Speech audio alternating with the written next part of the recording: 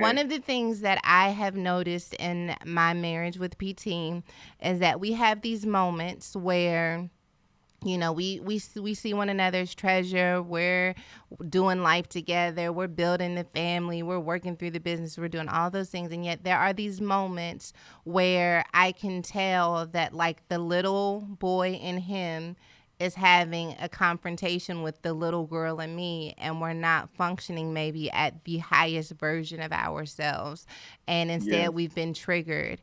And I think that we falsely believe that the more that we're in relationship with someone, the less those moments will happen, when the truth is the more that we dig within one another, the more we're Woo! going to realize that there are so many landmines on the way to treasure. Come on, let's talk about it. Let me Yes. take your Come on. analogy. Let's talk about it. Come on. Yes, there is treasure to dig, but there are also landmines. And if you are not careful in the pursuit of trying to get the treasure, you may stumble Yes. over a childhood trauma. Your words may slice Yeah. and dice me in such a way that you never get to experience the treasure.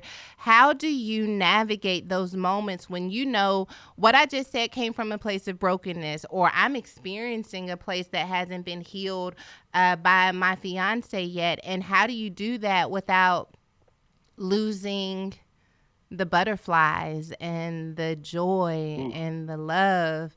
And I think this is like such a necessary question, because I think for me there have been times in the moment where I have been afraid that PT couldn't accept me, or afraid that I've like never seen this side of you before. I don't know what to do with this. Yeah. And yet we find our way back to love, but that doesn't mean that we haven't gotten off course. What is Yeah. that self-talk that you have in those moments where the relationship isn't warm and fuzzy, it's not so cute, and how do you stay in it when it's ugly? Ooh. How do you stay in it when it's ugly? For my experience, even in with me and Karina, like what did it for me was because I got a lot of triggers.